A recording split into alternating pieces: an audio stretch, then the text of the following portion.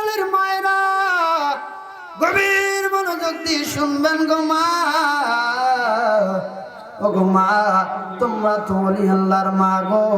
তোমাদের পেট থেকে জামানার বড় বড় কুতুবেরা বের হবে, তোমাদের পেট থেকে হক্কানি ওলামায়ে কেরাম বের হবে। ও মা, তোমরা যদি 4টি আমল 4টি কাজ করো গো মা, তোমাদের জন্য আল্লাহর নবীজি বলেছেন 8টি জান্নাতের দরজা খুলে দিবে। বলেন সুবহানাল্লাহ। 1 নম্বর কাজ হলো, 1 নম্বর আমলটি হলো 5 ওয়াক্ত সালাত আদায় করতে হবে। 1 নম্বর আমল গো মা, যদি কোনো মা সঠিকভাবে 5 ওয়াক্ত সালাত আদায় করে, আল্লাহ রাব্বুল আলামিন যদি কবুল করে নেয়, তার জন্য জান্নাত। সুবহানাল্লাহ বলেন।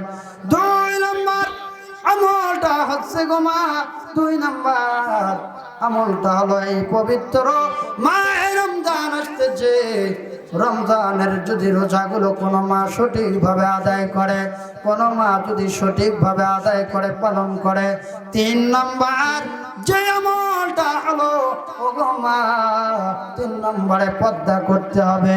3 নম্বরে পর্দা করতে হবে গো মা। আপনি যদি পর্দা করেন, পর্দা মতো চলেন, আল্লাহ রাব্বুল আলামিন দুনিয়ার মধ্যে আপনাকে শান্তি রাখবে গো মা। ও মা, আপনার সন্তানকে আপনি কোন সময় নোংরা পোশাক পরে স্কুলে পাঠিয়ে দিবেন না গো মা। আপনি কখনো নোংরা পোশাক পরে বের হবেন না গো মা।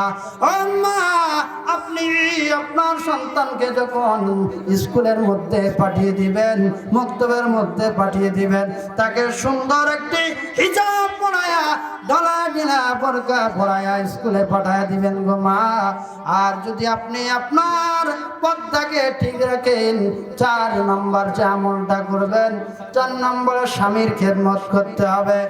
অনেক স্ত্রী রয়েছে, তারা স্বামীর কথা শুনতে চায় না, স্বামীর কথা মানতে চায় না।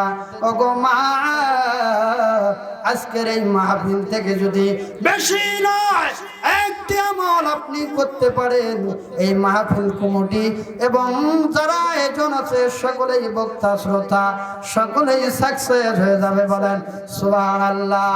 4 নম্বরে গো মা, স্বামীর খেদমত করতে হবে। স্বামী অনেক ক্লান্ত হয়ে যখন বাহিরে থেকে আপনার বাড়িতে আসবে, তখন অনেক স্ত্রী রয়েছে, স্বামী ক্লান্ত হয়ে বাড়িতে আসে, যখন ভাত খাবে, ভাত খানা খাওয়ার জন্য প্রস্তুতি নেয়, তখন যখন তার স্বামী বলে, স্ত্রী গো আমাকে খানা খেতে দাও, এমন কিছু আমার মা বোনেরা রয়েছে, তারা তার স্বামীকে বলে, ও গো স্বামী, ওখানে আমি ভাত তরকারি তৈরি করে রেখেছি, তুমি একটু নিয়ে খাও। এটা কি ঠিক হবে বলেন? এটা কি স্বামীর খেদমত হতে পারে?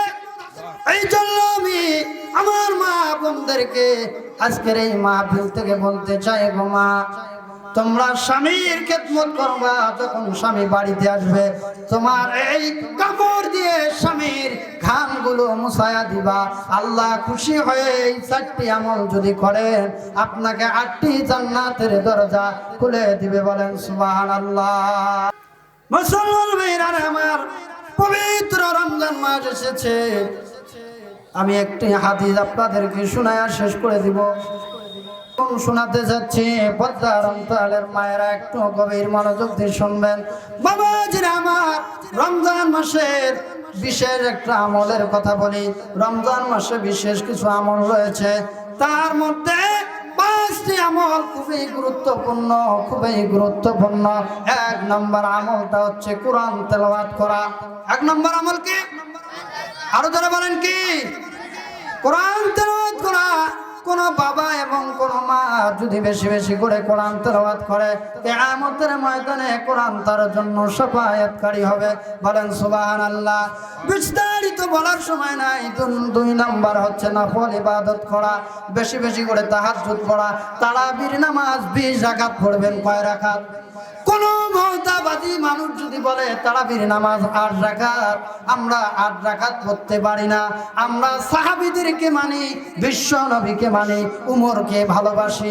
বাসি কি বাসি না? চিৎকার দিয়ে বলেন, বাসি কি বাসি না? উমরকে ভালোবাসি, আমরা সবাইকে ভালোবাসি, এই জন্য 20 রাকাত তারাবি পড়বো। 8 রাকাত তারাবি পড়া যাবে না, নফল নামাজ বেশি বেশি করে পড়তে হবে। 3 নম্বরে কোন রোজাদার ব্যক্তিকে ইফতার করাবেন। যদি কোন ব্যক্তি একজন রোজাদার ব্যক্তিকে ইফতারি করায়, আল্লাহ রাব্বুল আলামিন তার আমলনামায় ওই রোজা থাকার পরিমাণ সওয়াব দান করে। বলেন সুবহানাল্লাহ। 4 নম্বরে আল্লাহ রাব্বুল আলামিনের কাছে ক্ষমা চাইতে হবে। রমজান মাসে বেশি বেশি করে ক্ষমা চাবেন, আল্লাহ মাফ করে দিবে। বলেন সুবহানাল্লাহ। কিন্তু 2 শ্রেণীর মানুষকে আল্লাহ মাফ করবেন না। একটা হচ্ছে হিংসা যারা করে, 1 নম্বরে যারা হিংসা করে তাকে মাফ করবেন না। আর 2 নম্বরে যারা আল্লাহর সঙ্গে শরীক করে, শিরক করে, তাদেরকে আল্লাহ রাব্বুল আলামিন মাফ করবেন না। 5 নম্বরে যে আমলের কথা আমি বলতে চেয়েছি, রমজান মাসে বেশি বেশি করে দান করবেন। আর এই দানগুলো আল্লাহ রাব্বুল আলামিন কবুল করে নিয়ে আপনার কিয়ামতের ময়দানে নাজাতের জড়িয়া হয়ে যাবে। বলেন সুবহানাল্লাহ। আমার আলোচনা এখানে